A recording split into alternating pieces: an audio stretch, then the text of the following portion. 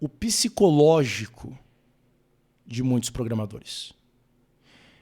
Eu vou ser sincero com vocês, tá?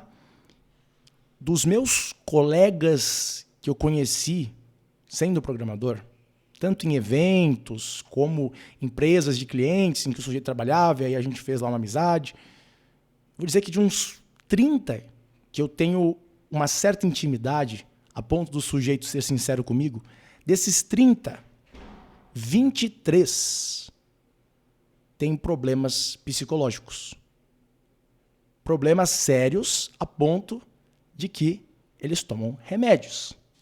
Tudo bem? Sim, é só a minha situação específica. Muitos deles nem são brasileiros. Eu entendo essa limitação estatística. Mas você que está me escutando não pode negar a verdade de que parece que muitos programadores têm alguns probleminhas nesse sentido. Na minha experiência, e de novo, eu já trabalhei como um gerente de projeto técnico, eu já fui um lead developer, como se chamam. Eu já, entre aspas, tive que gerenciar os programadores.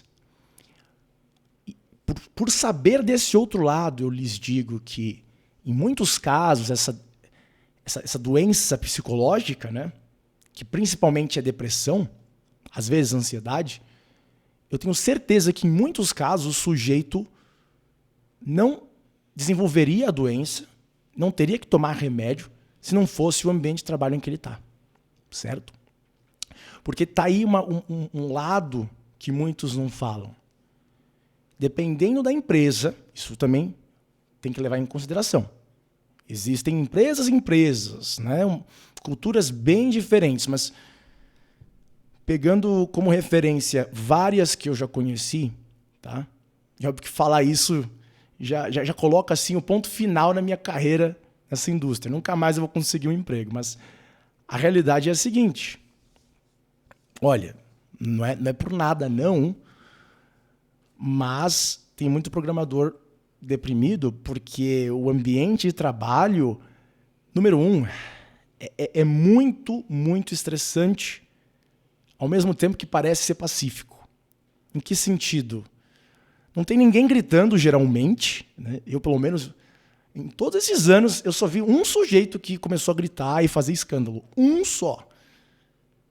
E o sujeito depois acabou sendo demitido. Lá nos Estados Unidos, onde você não precisa nem dar nenhuma desculpa nem nada.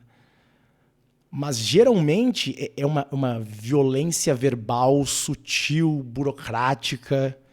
O sujeito está constantemente tenso, ele não sabe se, né, a modificação que ele fez, por exemplo, num código vai ser bem vista por um gerente de projeto. Se até a forma como ele é enxergado pelos outros desenvolvedores não pode acabar sendo afetada por algo que ele faz no trabalho. Enfim, é esse tipo de sutileza, mas que ainda assim é uma pressão psicológica constante, assim, constante, né? E a gente vai para o ponto principal, até em questão administrativa, de recursos humanos, de falar com seus colegas às vezes, especialmente se ainda for num ambiente físico, né, num escritório físico. Meus caros, assim, primeiro, não é segredo que muitas dessas empresas realmente têm uma cultura ideológica, a cultura que eu chamo de ESG. Eu não vou entrar aí se é de esquerda, não ligo para isso, cara. Para mim é ESG essencialmente. Não é, enfim, essas outras ideologias que só ficam distraindo do mais importante. Essas empresas, elas colocam, né, essas manifestações ideológicas lá dentro, e especialmente para homens que têm certos traços psicológicos, como o meu, e eu já vou falar quais são, cara, assim, é um troço insuportável, completamente. O sujeito começa a pensar, será que a melhor solução é me jogar da ponte? No meu caso foi isso. Mas eu não sou o único, conheço outros que passaram pela mesma situação. Alguns, no caso 3, que eu comecei a ver que o cara estava na mesma direção que a minha, Eu dei um toque e o cara meio que conseguiu achar um equilíbrio. Mas homens, principalmente, né? Quantos programadores não são homens? Tá? Não vou aqui ser machista, só uma questão estatística, né? Quantos que não são? Com muita dominância ou influência, né? Várias empresas usam o teste DISC, né? Eu mesmo tinha que usar no meu time, com os programadores que estavam lá. Eu mesmo já tinha feito esse teste várias vezes em várias empresas. Inclusive, foi a principal razão pela qual acabaram me colocando numa posição de gerente de projetos técnico, que foi uma coisa horrorosa. Enfim, porque no meu lado eu tenho muita dominância e influência. Pouca steadiness, que chamam, né?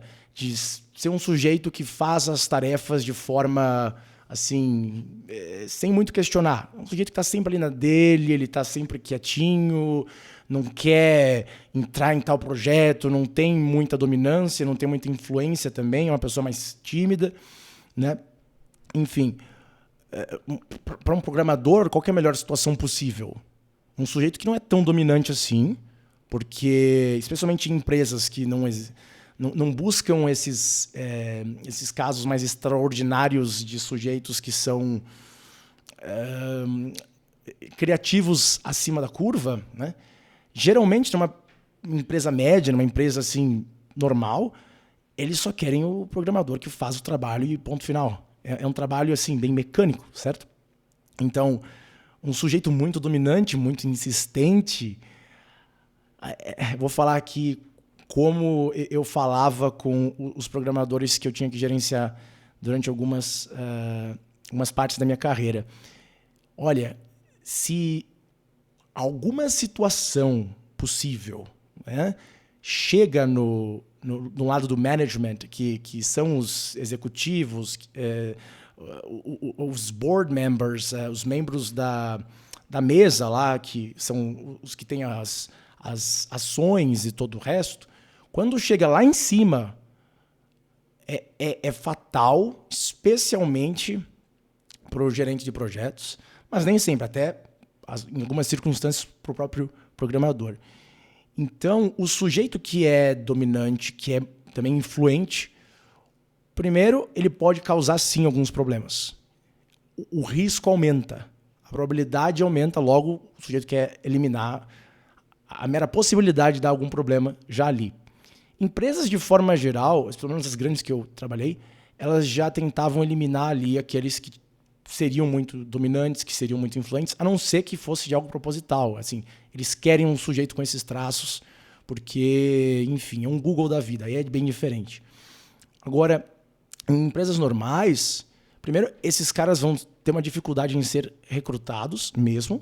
Tá? Você que é muito dominante, você que é muito do tipo que eu falei aqui, já lá na entrevista, a não ser que você seja muito dissimulado, a não ser que você seja um verdadeiro personagem naquele momento, e isso não é fácil, né?